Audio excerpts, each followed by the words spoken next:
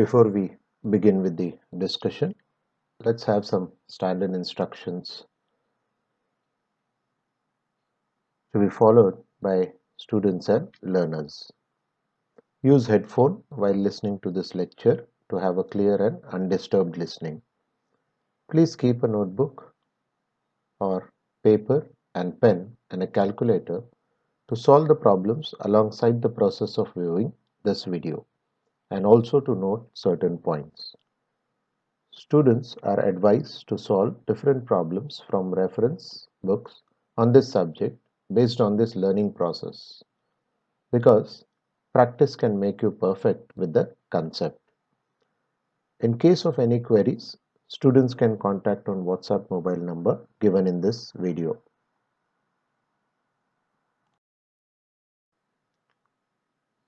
Before we start our discussion, let us try to understand what's the purpose of this discussion or the objectives of this discussion. That is to understand what is process costing and the industries where it is applicable, to understand the importance of consideration of normal loss and abnormal loss in ascertaining the cost at each stage of production, to understand the accounting of abnormal gain, to understand the accounting for joint products and byproducts, to equip students with the skill to be able to ascertain the cost of production process-wise.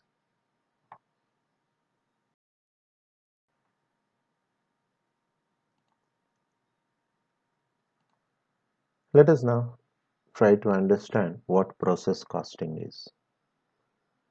We all know that there are different methods of costing, and every industry, based on the nature of production, different methods of costing are adopted. So also, process costing is one of the methods of costing, or we can also call it as a form of operation costing, which is used to ascertain the cost of the product at each stage of manufacture. Now, this method of costing has certain characteristic features. Let's look into some of the characteristic features of this method of costing. Now, this method is adopted or adoptable by industries where the production of identical products is done having a continuous flow of production. 2. Clearly defined process cost centers for accumulation of all costs exist. 3. The output of one process becomes the input of the next process or operation until the final product is obtained.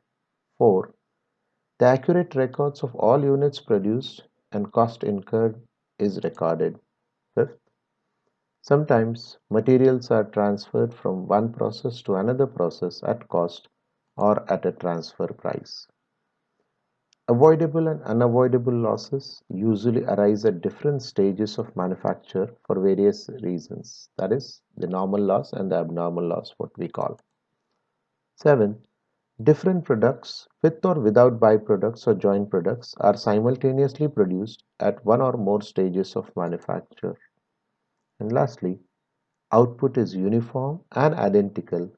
Therefore, cost per unit is ascertained by averaging the expenditure incurred during a particular period.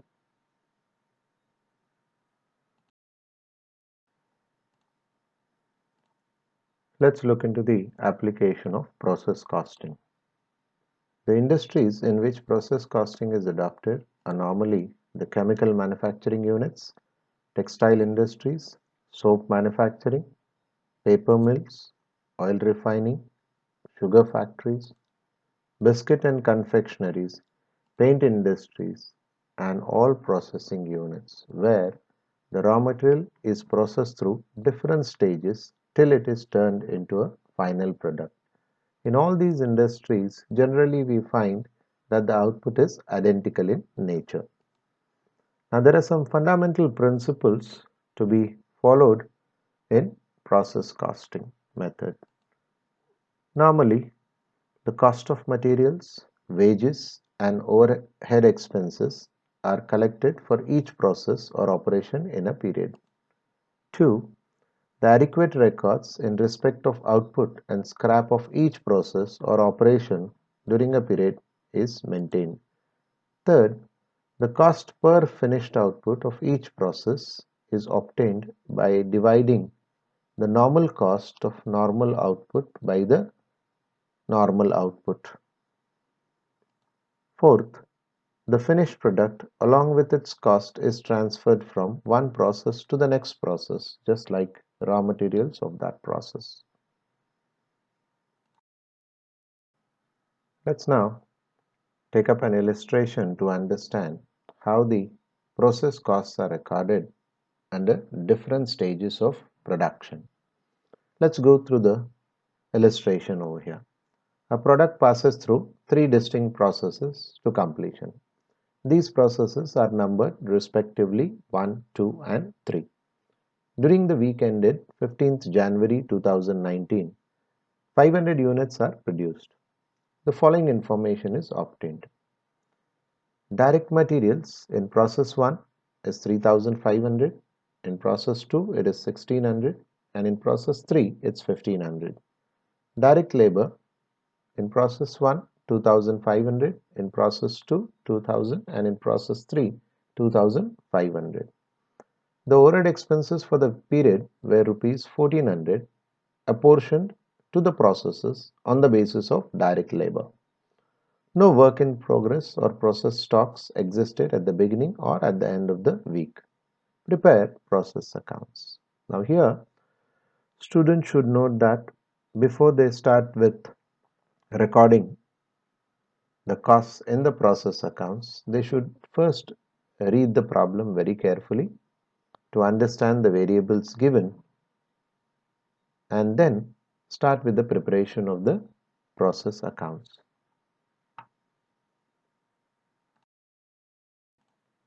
Let's rule out the process account to record the process costs. So we rule out the process account similar to the ledger account with the particulars and amount column on either side. Now in case of process accounts, we also rule out the units column to record the quantitative details of input and output. So let's look into the process 1 account. So the expenditures are direct materials 3500 rupees, to direct labor 2500 rupees and to overhead expenses. Now in case of overhead expenses, the total overhead expenses here are 1400 rupees for all the three processes together. Now this has to be apportioned among each of the process in relation to the proportion of direct labor to the total labor costs incurred for all the three processes together. So the calculation goes like this: 1400 into 2500 divided by 7000, which works out to 500 rupees. So the total of the debit side is 6500. Now in this process there is no normal loss or abnormal loss, so the same total is put up on the credit side and we arrive at a balance that is 6500 rupees, which is the cost of production of a semi-finished product after process 1, which is transferred to process 2 account. Let's rule out the process 2 account here. So the corresponding entry for the transfer made from process 1 to process 2 is recorded on the debit side as to process 1 account, that's 6500. The expenditures of process 2 are recorded over here. To direct materials 1600, to direct labor 2000, to proportionate overhead expenditures calculated, that is 1400 into 2000 divided by 7000, that works out to 400 rupees. Even in this process there are no process losses, therefore the total of the debit side is made, that is 10500, and the same is put up on the credit side, that is 10,500, and the balance is arrived at, that is 10,500. Now this is the cost of production after process 2 and this cost is transferred to process 3 account. Let's rule out the process 3 account. So the output of process 2 becomes the input of process 3. So we record on the debit side the corresponding entry to process 2 account, that is 10,500. The value of the cost of goods produced after process 2 is transferred to process 3. Now we record the other expenditures of process 3, that is to direct materials 1000, to direct labor 2500, and the proportionate overhead expenditures calculated, that is 500 rupees. Even in this process, there are no process losses. Therefore, the total of 14,500 on the debit side is also put up on the credit side, and the balance is arrived at, that is 14,500, which represents the finished stock, which is the cost of production of the finished goods after all the three processes are completed, which is transferred to finished stock account as the final output. Now here, students should note one thing, that this was a very simple illustration to acquaint with the ruling of process accounts and to make entries in these accounts. This illustration does not have either opening stock of materials, outstanding balances of expenses, work in progress, process losses, or scrap value record, etc. Before we proceed further, let's try to understand the concept of process losses. Now, generally, we all know that production is a tedious process which begins with the infusion of the raw material into the production process, and it passes through different phases or processes to be converted into a final product. Now in this process, or the production cycle, what we call, we may come across certain loss of material, maybe either due to the very nature of the raw material or due to the production process. It is quite normal that some of the units that are infused may be lost in the process of production. Therefore, one has to understand what are these process losses, why they are incurred, and basically what is the classification of these losses. Now, if we define a process loss, it's called as a loss of raw material or the materials which have been processed but found defective. Process losses may be due to inherent nature of the materials or the negligence in the production process. The process losses are classified based on their nature of occurrence into normal loss and abnormal loss. Now, a normal loss generally is defined as one that may arise on account of evaporation, spillage, breakage, or withdrawal of materials for testing or inspection, or the very nature of raw materials. These losses cannot be avoided but definitely be reduced. Whereas on the other hand, an abnormal loss is a loss that may arise due to man-made situations like negligence, accidents, plant breakdown, or loss in excess of anticipated normal loss. Now we all should understand that the losses that are incurred in the process of production, though they may be classified as a normal or an abnormal loss, it leads to increase in the cost of production. Therefore, every manufacturer would try to control these losses by taking necessary steps. Now, though we say that the normal losses are unavoidable, but definitely steps can be taken to reduce them. Secondly, abnormal losses which arise due to man-made situations might lead to heavy losses because they are not normal in nature, and moreover, these losses can be avoided by taking certain steps. For example, we can ensure such losses. At the same time, we can also look into having better maintenance of plant and machinery so that we can avoid the plant breakdown and avoid any hindrances in the process of production. Similarly, we can set up some standard operating procedures which can avoid negligence and accidents which can lead to losses. Therefore, steps taken by an organization definitely would have positive results. Today, we are finding in industries, every effort is being made to reduce the normal losses. Now, whenever such steps are taken and the normal loss is reduced, we find that the actual production is greater than the normal production. Now, this excess of production or the surplus that we find or the reduction in normal loss we find is called as a abnormal gain. When the actual process loss is less than the expected normal loss, the excess of actual output over the normal output is termed as abnormal gain. Now let us look into how the process losses are accounted in the books of accounts, what we may term as accounting of process losses. Now a normal loss, which is termed as unavoidable, therefore the cost of units lost is borne by the good units produced. Therefore, only the unit lost is recorded and their value is not taken into account. However, if the wastage or scrap fetches any value, the same is accounted in the respective process account as revenue, and this reduces the cost of production to some extent in that particular specific process.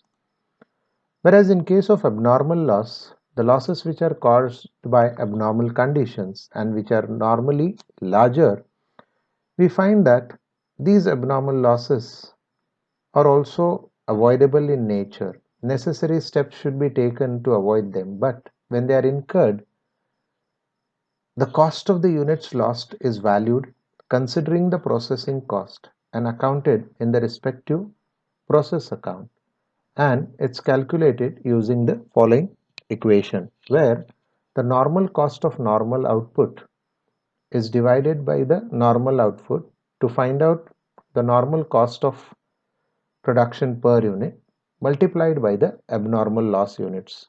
This gives us the value of abnormal loss. Similarly, whenever there are cases of abnormal gain, which is the reduction in the normal loss, and it reduces the cost of production in a particular process, it is accounted in the respective process and it is calculated as under, where normal cost of normal output is divided by the normal output to get the normal cost per unit, and that is multiplied by the abnormal gain units, which will give us the value of abnormal. Let's take up some practical problems to understand the accounting of abnormal loss and treatment of normal loss. Let's look into this illustration. In a manufacturing unit, in the process A, 100 units of raw materials were introduced at a cost of rupees 1000. The other expenditure incurred in the process was rupees 602. Of the units introduced, 10% are normally lost in the course of manufacture, and they possess a scrap value of rupees 3 each. The output of process A was only 75 units. Prepare process A account and abnormal loss account. Now before we proceed with ruling the process account, let's analyze the given data. So when we scan the problem, we find that 100 units are introduced at a cost of rupees 1000 and an additional expenditure of 602 rupees. Of the units introduced, 10% are normally lost, which means it's a normal loss that is incurred in this particular process. 10% of 100 units works out to 10, which has to be accounted for. And at the same time, this normal loss fetches a scrap value of rupees 3 per unit. The output of process A is only 75 units. Now when we look into the normal loss and the units introduced, we find that the normal output should be 90 units, but the actual output is 75 units, indicating that there is an abnormal loss of 15 units. Now considering all this, let's rule out the process account to account for all these details. The process account is ruled as usual like any other ledger account, with the amount column on either side and the particulars column, and an additional units column to account for the quantitative details.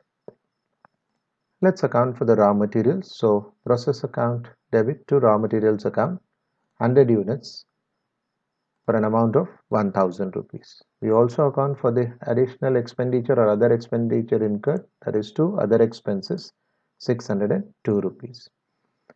We account for the normal loss. So the journal entry is normal loss account debit to process A account. So the posting is by normal loss 10 units. Now generally normal loss is accounted only in quantitative terms and they are not valued. But as the normal loss fetches a scrap value of rupees 3 per unit, we realize an amount of 30 rupees over here.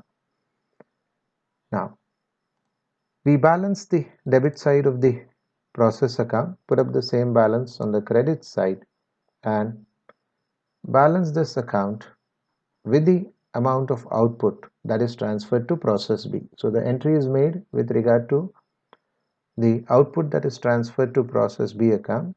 So the journal entry normally is process B account debit to process A account. So the posting in process A account would be by process B account, the output that is 75 units. Now the difference of 15 units is the abnormal loss. Now this abnormal loss is valued and the valuation amounts to 262 rupees and the balance of 1310 rupees is the cost of production of process A, which is transferred to process B account.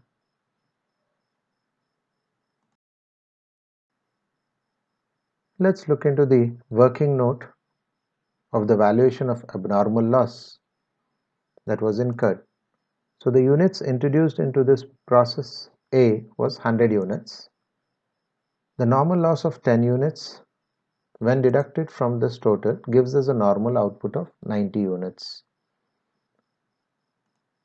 But the actual output is 75 units. Therefore, a shortage of 15 units is noticed, which is the abnormal loss. Now, this abnormal loss is valued as under, wherein the normal cost of normal output is divided by the normal output and multiplied by the abnormal loss units. So the normal cost is 1602 minus the scrap value 30 rupees divided by 90 units, that is the normal output, multiplied by 15 units, which are the abnormal loss units. So it accounts to 262 rupees over here. Now let's rule out the abnormal loss account to account the same. Now the corresponding entry in the abnormal loss account appears on the debit side as to process A account 15 units at a value of 262 rupees. As we realize a scrap value of 3 rupees even for these abnormally lost units, we realize an amount of 45 rupees over here, which reduces the net abnormal loss. We balance the debit side, the units column and the amount column, and the same is put up on the credit side. And the balance is transferred to profit and loss account, that is 200. Let's take up another illustration to understand the accounting for abnormal gain. Let's go through the illustration. In a manufacturing unit, the output of process A, 75 units, was transferred to process B at a cost of rupees 1310. The additional expenses incurred for the process were rupees 190. In process B, 20% of the units are lost normally and sold at a scrap value of rupees 4 per unit. The output of process B was 70 units. Prepare process B account and abnormal gain account. Now before we proceed further, let's analyze this problem. Now what we find here is, in process B, the output of process A, that is 75 units, is introduced at a cost of 1310. The additional expenditures that were incurred was 190 rupees. Now in this process, it is stated that 20% of the units introduced are normally lost. So 20% of 75 units works out to 15 units over here. But these units lost fetch a scrap value of rupees 4 per unit. Now the output of process B was 70 units. Now if we analyze, when 75 units are introduced and 15 units are normally lost as normal loss, the normal output should be 60 units. But we find that the actual unit output in terms of units is 70 units. Therefore, there is a reduction in the normal loss and the actual output is more by 10 units in comparison to the normal output. Now considering all this, let's rule out the process B account and account all these transactions. So we account for the input from process A, that is 75 units at a cost of 1310. We account for the additional expenditures incurred, that is 2 additional expenses, 190 rupees. The normal loss is accounted here with the journal entry normal loss account debit to process B account, that is by normal loss 15 units, which fetch a scrap value of 4 per unit, that amounts to 60 rupees over here.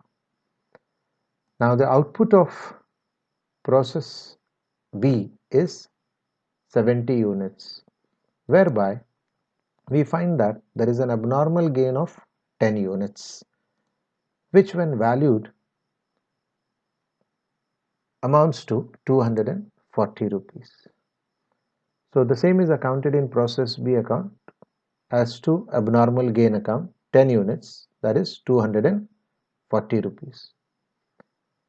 We total the debit side, the units column total as 85 units and the amount column as 1740 rupees.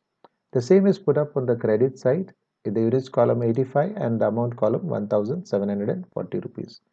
The balance is the output value that is transferred to process C account, that is 70 units, and the cost of production is 1680 rupees.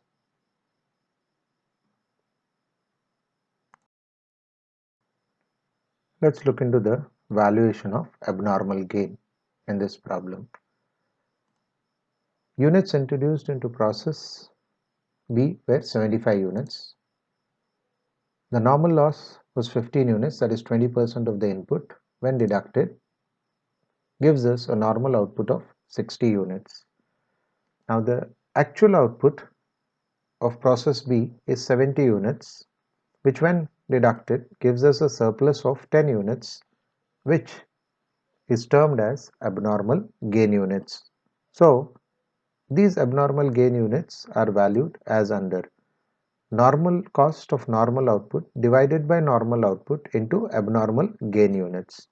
So the normal cost of normal output is 1500 minus the scrap value 60 rupees divided by 60 units, that is the normal output, multiplied by abnormal gain units, that is 10, which gives a value of 240 rupees. Let's account for this in the abnormal gain account. Now the corresponding entry that comes up in the abnormal gain account is, say, process B account debit to abnormal gain account. Therefore the posting is by process B account 10 units at a value of 240 rupees. Now there is an opportunity loss of scrap value realization because of this abnormal gain, so which is also accounted for by debiting the abnormal gain account and crediting the normal loss account. So the journal entry normally is abnormal gain account debit to normal loss account, that is the opportunity loss or the non-realization of scrap value 40 rupees, which reduces the net abnormal gain.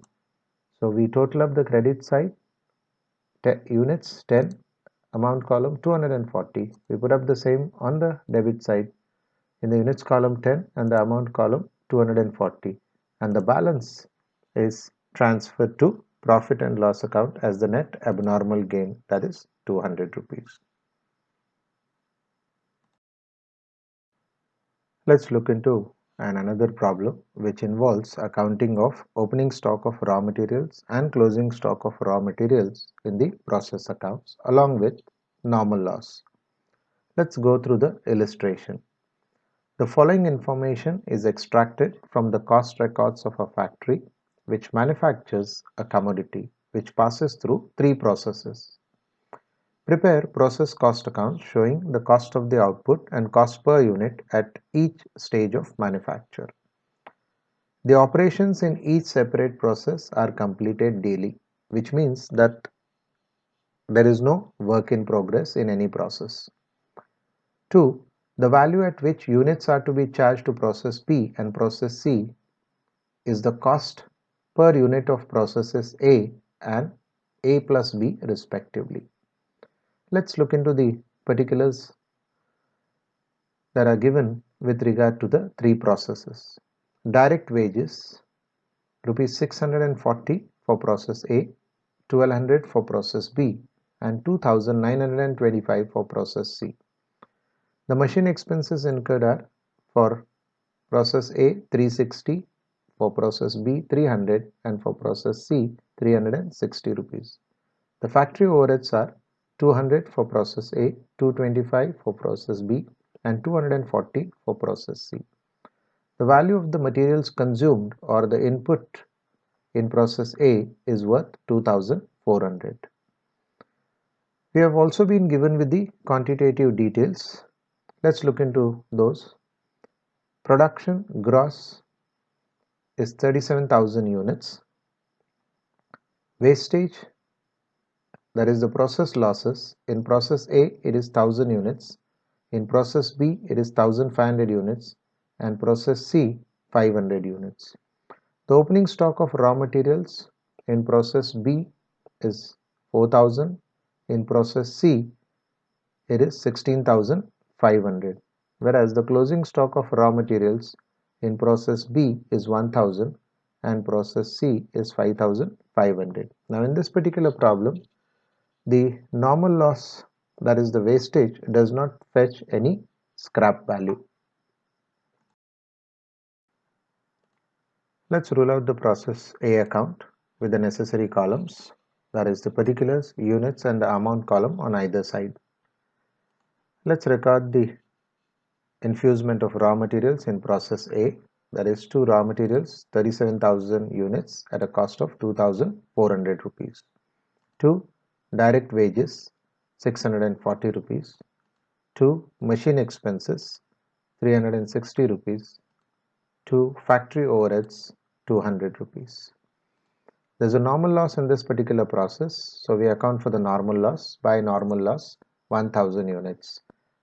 In this particular problem, in every process there is a normal loss, but the normal loss units or the scrap does not fetch any value. Therefore, only the quantitative details are recorded.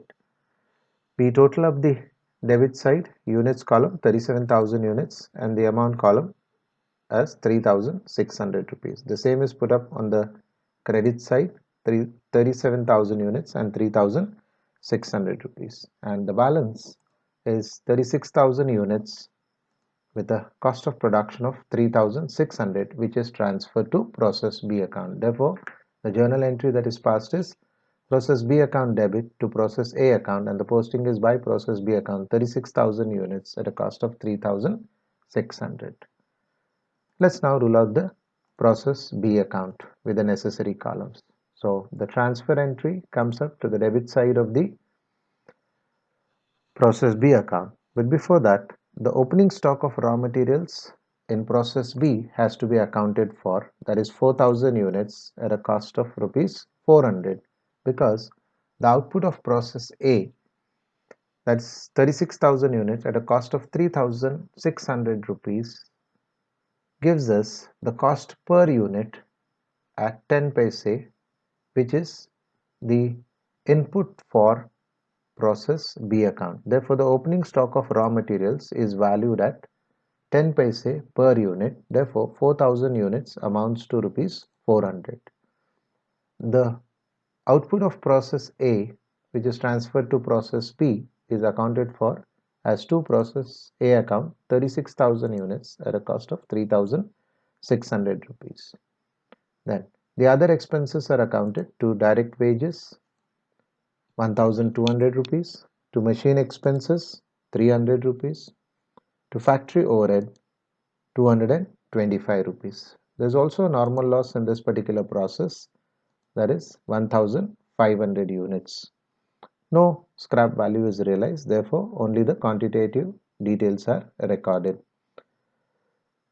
The closing stock of raw materials is recorded, that is 1000 units, which is also valued at a cost of 10 paise per unit, that amounts to 100 rupees.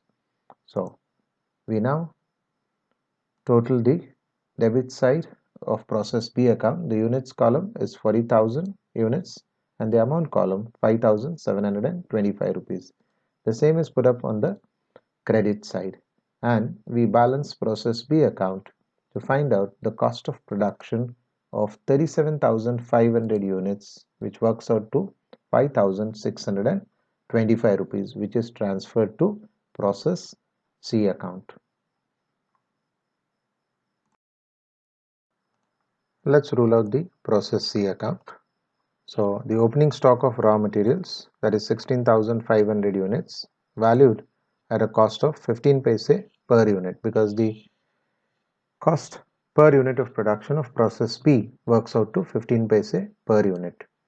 The output of process B is transferred to process C, that is 37,500 units at a cost of 5,625 rupees. The other expenditures are to direct wages 2,925, to machine expenses 360 rupees, to overhead expenses 240 rupees. There is a normal loss in this process, that is 500 units with no scrap value. We account for the closing stock of raw materials, that is 5,500 units at a cost of 15 paise per unit, which works out to 825 rupees. We total up the debit side of the process C account, that is units 54,000 and the total amount of 11,625. We put up the same total on the credit side, 54,000 units and 11,625, and the balance is the value of finished stock, that is for 48,000 units works out to 10,800 rupees, and the cost of production per unit is arrived at 23 paise per unit.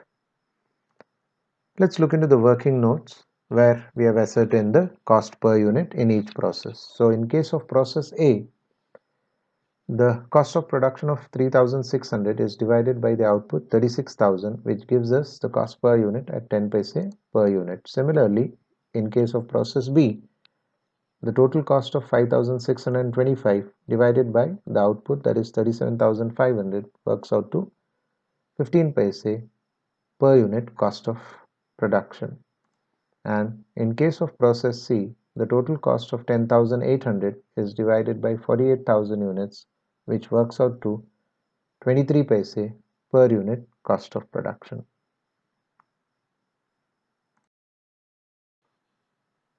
Let's look into another problem which involves normal loss, abnormal loss and abnormal gain aspects. Let's look into the contents of the illustration. A product passes through three processes, namely X, Y and Z. The details of each process are as follows. The particulars of the process X, Y and Z are given below. The input of 500 units is infused in process X at a cost of 4,000 rupees. The sundry materials consumed for process X 5,200, process Y rupees 4,000 and process Z rupees 2,050. The direct labor incurred in process X is 4,500, process Y 7,360 and process Z 2,800. Production overhead is absorbed at 100% of wages. The actual output in units in case of process X is 450 units, process Y 340 units, process Z 270 units. The normal loss, which is a percentage of the input in each process, for X it is 10%, process Y 20% and process Z 25%. The scrap value realized for these normally lost units is, in case of process X it is rupees 4, process Y rupees 8, process Z rupees 10. Prepare process accounts and also prepare abnormal loss and abnormal gain account wherever necessary.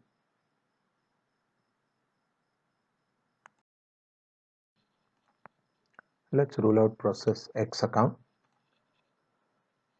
So the materials that is infused in process X is 500 units at a cost of 4,000 rupees.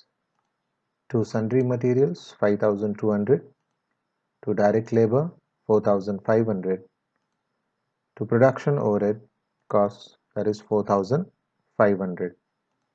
There's a normal loss of 50 units, which is 10% of the input, which fetches a scrap value of rupees 200, that is at 4 rupees per unit. So the output of this particular process is 450 units, which indicates that the infused material is 500 units, the normal loss is 50 units, so the normal output should be 450 units, which is equal to the actual output. Therefore, there is no abnormal loss or any abnormal gain in this particular process. So we total up the debit side, units column 500, the amount column 18,200, and put up the same balance on the credit side, 500 units and 18,200.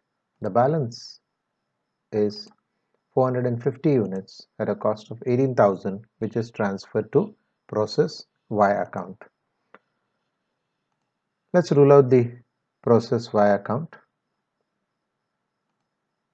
So the transfer from process X to process Y is accounted on the debit side to process X account 450 units at a cost of 18,000 rupees. So the other expenditures to sundry materials 4,000, to direct labor 7,360, to production overheads 7,360, which is 100% of direct labor. The normal loss in this process is 20% of the input, therefore it works out to 90 units, and the scrap value is 8 rupees per unit, which amounts to 720 rupees. Now, in this particular process, the input is 450 and the normal loss is 90 units. Therefore, the standard production should be 360 units, but the actual production is 340 units, therefore indicating that there is an abnormal loss of 20 units. So we total up the debit side 450 units with a total cost of 36,720. We put up the same on the credit side, and the difference of 20 units between the actual output and the normal output is the abnormal loss of 20 units, which is valued at 2,000 rupees. The balance 340 units at a cost of 34,000 is transferred to process Z account. So the entry is by process Z account 340 units costing or amounting to rupees 34,000.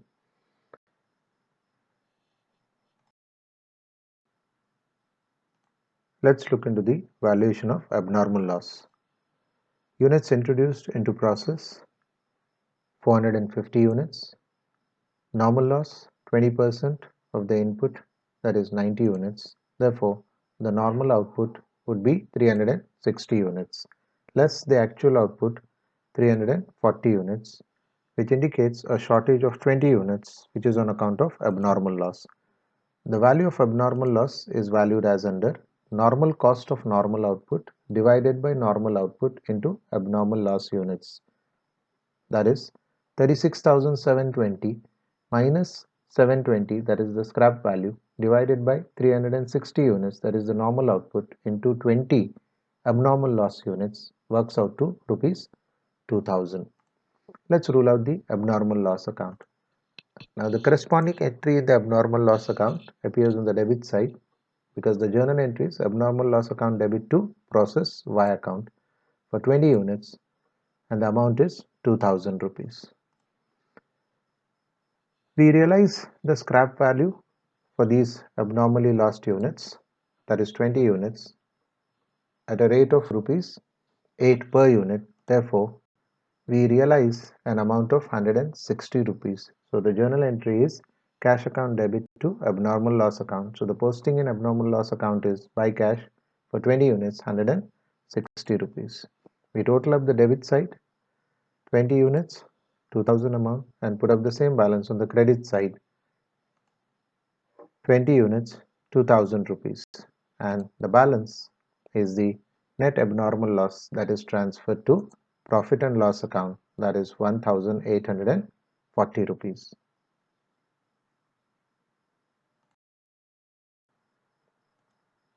We now rule process Z account. The transfer from process Y account is recorded on the debit side of process Z account as to process Y account 340 units at a cost of 34,000. The other expenditures are to sundry materials 2050, to direct labor 2800, to production overheads 2800, that is 100% of direct labor. Now there is a normal loss of 85 units, which is 25% of the input, which fetches us a scrap value of 850 rupees at a rate of 10 rupees per unit. In this process, the final output, which is transferred to finished stock, is 270 units, indicating that the actual output is more than the normal output, because the normal output in this process would be 340 units minus 85, which works out to 255 units.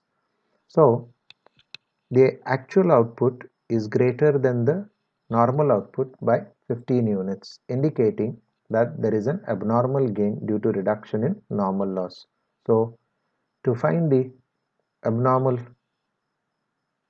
gain units, we total up the credit side of the units column, put up the same on the debit side, and the balance is 15 units, that is 2 abnormal gain account, when valued amounts to 2400 rupees.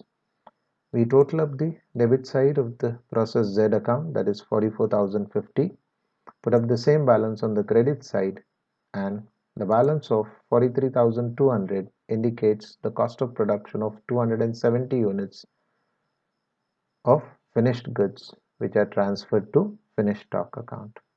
Let's look into the valuation of abnormal gain. Units introduced into the process were 340 units, and the normal loss was 25% of the unit input, working out to 85 units. So the normal output is 255 units, but the actual output of process Z is 270 units, showing an abnormal gain of 15 units, which is valued as below. Taking into consideration the normal cost of normal output divided by the normal output multiplied by abnormal gain units. So it's 41,650 minus 850 rupees, that is the scrap value realized, divided by 255 units, that is the normal output, multiplied by 15, the abnormal gain units. So the amount works out to 2400, which is recorded in the abnormal gain account. We now rule out the abnormal gain account. The corresponding entry appears on the credit side of the abnormal gain account as buy process Z account 15 units valued at 2400 rupees. Because of the abnormal gain, there is a loss of scrap value realization of these 15 units at 10 rupees per unit, which works out to 150 rupees over here. We may also call this as non-realization of scrap value, which reduces the net abnormal gain. We total up the credit side 15 units 2400, put up the same balance on the debit side 15 units 2400, and the balance is 2350, which is the net abnormal gain, which is transferred to profit and loss account. Now students should note that they should always show working notes wherever necessary, showing the valuation of abnormal loss and abnormal gain, because working notes help us to understand as to how we have arrived at the valuations.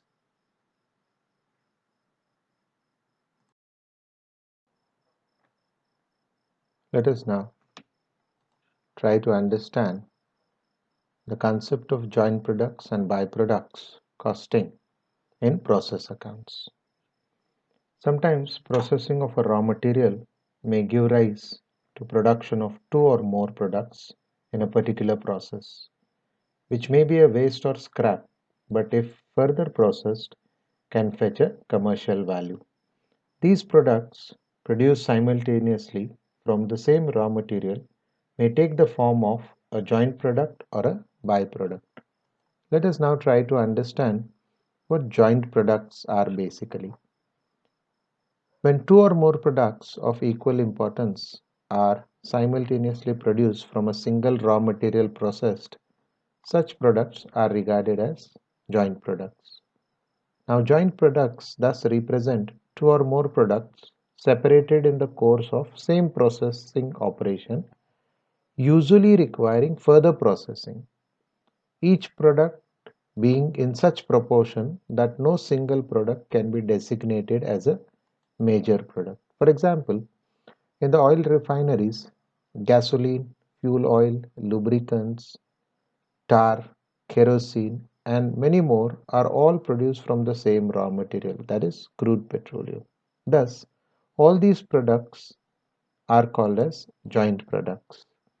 Now, there's a method of apportionment of the joint costs that have been incurred in processing the raw material and turning out of these joint products. So, different methods are being adopted in order to apportion the cost of these joint products. So, we have methods like the average unit cost method, the physical unit method, the survey method, contribution or gross margin method, and the market value method. We will look into how under each of these methods the joint costs are apportioned. Let's now look into the methods of apportionment of joint costs in specific. Let's take up the first method, that is the average unit cost method. Now under this method, the total cost is ascertained and the average cost per unit of production is calculated to know the cost of each joint product. This method is applicable or feasible only when both the joint products have the same unit of measurement. The second method is the physical unit method. Now, under this method, the joint costs are apportioned on the basis of the composition of the joint products in the total output. For example, in case a raw material is processed, which gives rise to two joint products X and Y, where the proportion of X to the total output is 40% and that of Y is 60%. Then the joint costs shall be apportioned in the ratio of 40:60. The third method is the survey method. Under this method, all the important factors such as volume, selling price, marketing process, technology, etc., affecting costs are ascertained by extensive survey, and point values are given to each joint product. And on the basis of the total points ratio, the joint costs are apportioned.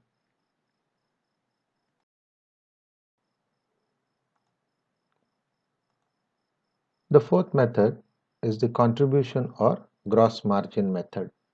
Under this method, the apportionment of joint costs is based on the contribution to the gross margin made by the joint product, which depends on the marginal cost of the joint products. The fifth is the market value method.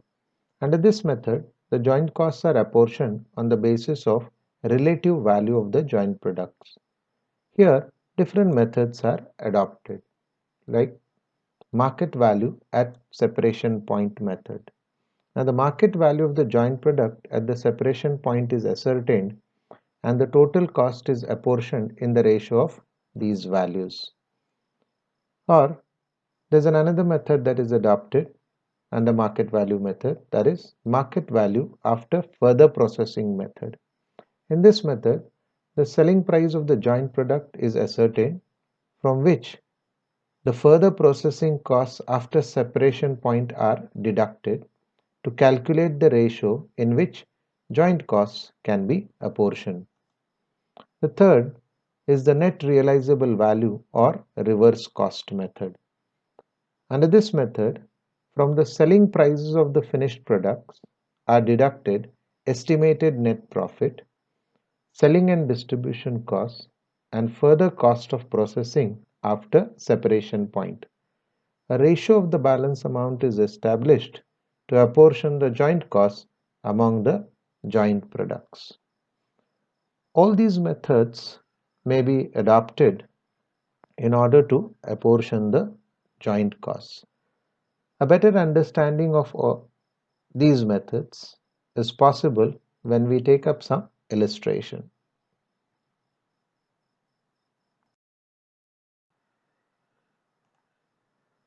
Let's take up some case study problems in the form of an illustration here to understand the apportionment of joint costs. Let's go through the illustration here. A factory produces three products A, B and C of equal value from the same manufacturing process. The joint cost before split off point is rupees 19,600. Subsequent costs are given as under. So the material consumed in product A is 1500, product B is 1300 and product C 1000. The labor cost incurred is 200, 150 and 100 rupees respectively. The overhead expenditures are product A 800, product B 550, product C 400. So the total cost on these three products is 2500, 2000 and 1500 respectively. The selling price of these products is product A 30,000, B 24,000 and C 20,000. The estimated profits on selling price in case of product A is 30%, B 25% and C 20%. Now show how you would propose to apportion the joint costs of manufacture. So we have to understand here that in the process of turning a raw material into a finished product in a manufacturing process, three products A, B and C are simultaneously produced of equal value, and the joint cost in the production of these before split off point is 19,600. Subsequent costs incurred are given, the selling price is given, and the estimated profits on the selling price is also stated. Now based on this data, let's try to apportion the joint costs.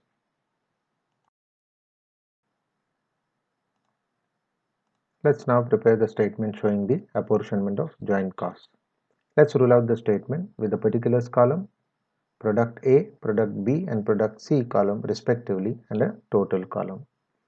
Let's put up the sales value over here, that is 30,000 in case of product A, 24,000 in case of product B, 20,000 in case of product C and the total being 74,000. From this we deduct the estimated profit, that's 30% in case of product A which works out to 9,000, 25% in case of product B that works out to 6,000 and 20% in case of product C that works out to 4,000, taking the total to 19,000. Now when this estimated profit is deducted from the sales value, we get the estimated total cost of sales, that is 21,000, 18,000 and 16,000 respectively, taking the total to 55,000. Now from this, the further processing cost after the point of separation is deducted. In case of product A, it's 2,500, product B 2,000 and product C 1,500 and the total would be 6,000. Now when this further processing cost is deducted from the total cost of sales, we get the cost at the point of separation, that is 18,500, 16,000 and 14,500 respectively, and the total is 49,000. Now this acts as a base for the apportionment of the joint cost. Now we try to calculate the ratio of the cost at the point of separation to the total cost in case of each product. So in case of product A, it is 37 upon 98. In case of product B, it is 32 upon 98, and in case of product C, it is 29 upon 98. So when 19,600, that's the joint cost, if apportioned in these ratios, the share of A would be 7,400, product B 6,400, and product C 5,800 rupees. Let's put up this calculation in the form of a working note. So in case of product A, the cost at the point of separation, that's 18,500, is divided by the total cost at the point of separation, that's 49,000, which gives the ratio of 37 upon 98. When in this proportion 19,600 is apportioned, we get an amount of 7,400 rupees. Similarly, for product B, it is 16,000 upon 49, which gives us a ratio of 32 upon 98. So 19,600 into 32 upon 98 gives us 6,400 rupees. And in case of product C, it's 14,500 divided by 49,000. So the ratio is 29 upon 98. So 19,600 into 29 upon 98 gives us an amount of 5,800 rupees. So this is how the joint costs of 19,600 are apportioned among the three products A, B, and C. Now, this is a reverse method whereby we begin with the sales value and find out the cost at the point of separation, which is used as a base for apportionment of the joint costs. Let's now try to understand the byproducts costing. Byproducts. In certain industries where the production of the main product is accompanied by production of one or more byproducts. Byproducts are defined as saleable or usable value incidentally produced in addition to the main product. Now, according to Chartered Institute of Management Accountants UK terminology, byproduct is a product which is recovered incidentally from the material used in the manufacture of recognized main products, such as having either net realizable value or a usable value which is relatively low in comparison with the saleable value of the main product. Byproducts may further be processed to increase their realizable value. Therefore, in general, we can say that a byproduct denotes the product with relatively small value produced in the process of production of a product of higher value, generally termed as main product. For example, in an oil refinery, in the process of production of main product, that is petrol and diesel, a number of other byproducts of smaller value are obtained. Similarly, in a sugar factory, in the process of manufacture of the main product sugar, byproducts like molasses and bagasse is obtained, is further processed to add value, like molasses to extract spirit, and bagasse is used as raw material in cardboard making. Let's now take up an illustration to understand the byproducts accounting. Let's go to the illustration here. A factory is engaged in the production of a chemical X, and in the course of its manufacture, a byproduct Y is produced, which after a separate process has a commercial value. Following is the summarized cost data for the month of January 2019. Now the additional information that's given, which is a summarized cost data, is as below. So the materials that are consumed as joint expenses in the production of both the product, that is X and Y, is 19,200, and the separate expenses as far as material is concerned in case of product X is 7,360 and in case of Y is 780 rupees. Similarly, labor, the joint expenses is 11,700 and the separate expenses is 7,680 and 2,642 respectively. Overheads, the joint expenses is 3,450 and the separate expenses is 1,500 and 544 rupees respectively. The output for the month was 142 tons of X and 49 tons of Y product, and the selling price of byproduct Y averaged rupees 280 per ton. Assuming that the profit of the byproduct Y is estimated at 50% of the selling price, prepare an account showing the cost per ton. Now, in this problem, we find that in a chemical factory which is engaged in the production of chemical X,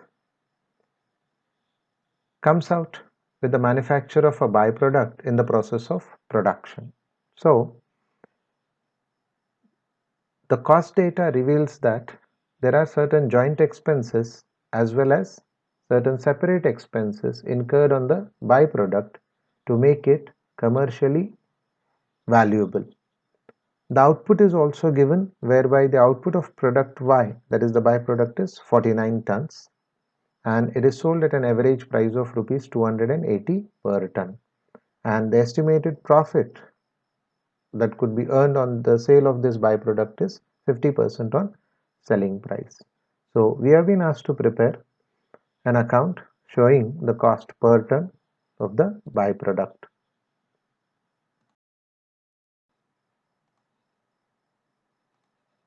Let's now calculate the share of joint costs of byproduct Y.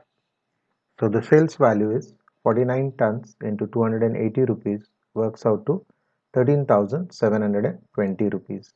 Now from this we deduct the estimated profit of 50% on sales, that is 13,720 into 50 upon 100, which works out to 6,860 rupees. So the cost of production would be 6,860 rupees. So here the cost per unit works out to 140 rupees per ton, that is 6,860 divided by 49 tons.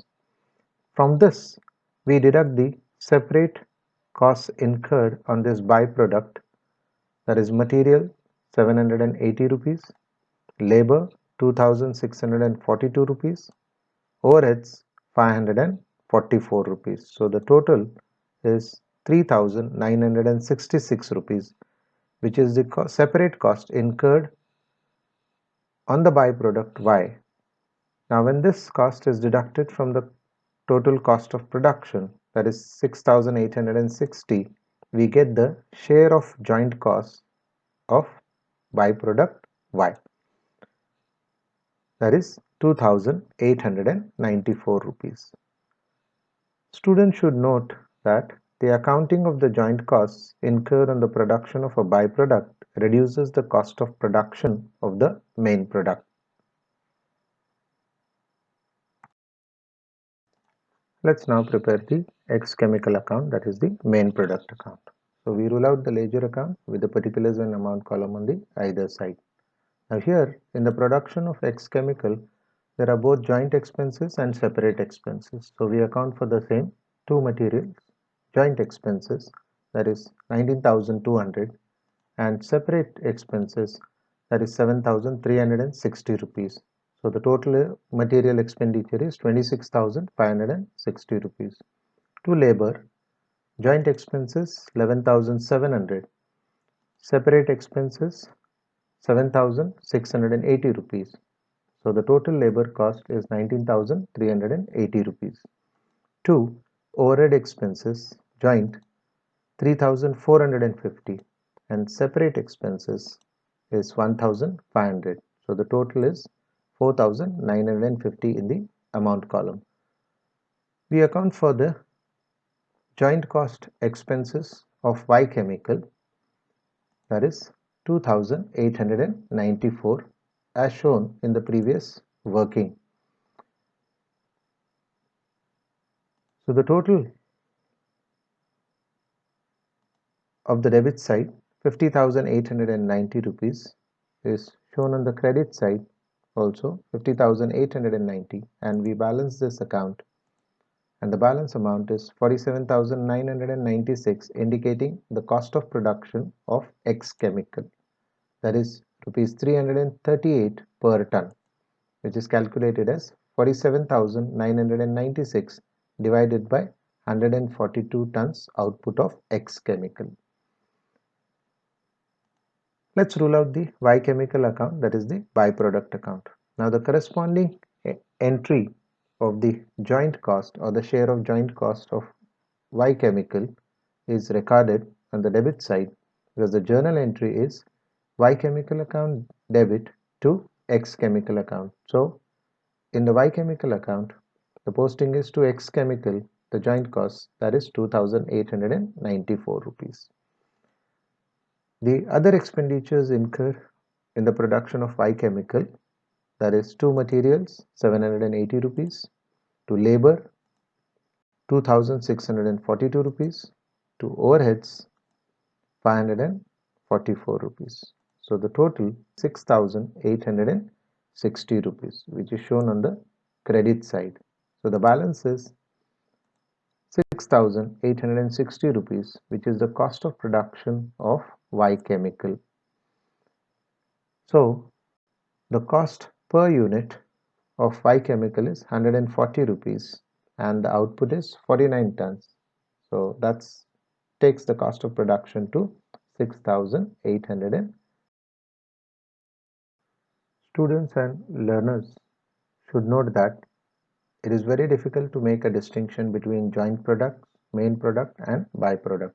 However, two checks can be applied to determine if a product is a main product, joint product or a byproduct. Namely, the first one is the value of the product. Higher value of the product will determine it as the main product. Lesser value will treat it as a byproduct.